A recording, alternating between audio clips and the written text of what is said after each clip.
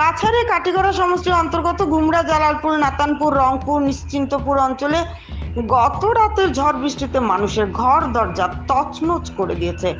অনেক মানুষ বাসগৃহ থেকে খোলা আকাশের নিচে পলিথিন টাঙিয়ে সন্তান, স্ত্রী সহ গরু বাছুর নিয়ে অসহায় পড়েন।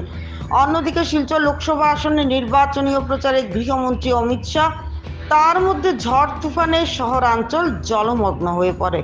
বিজেপি প্রার্থী পরিমল শুক্লবৈদ্যর হয়ে নির্বাচনী সভায় যোগ দেন বেলা 2টোর সময়। তার আগে ঝড় বৃষ্টির কারণে পুরো শিলচরের বিভিন্ন অঞ্চল জলমগ্ন।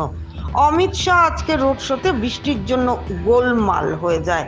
বিরোধী দল সংগঠনদের মন্তব্য, গৃহমন্ত্রী অমিত শাহ শিলচর আসা রোড শোতে বিঘ্ন ঘটায় বিজেপি প্রার্থী পরিমল শুক্লবৈদ্য এক অশুভ সংকেত বলে মনে করেন।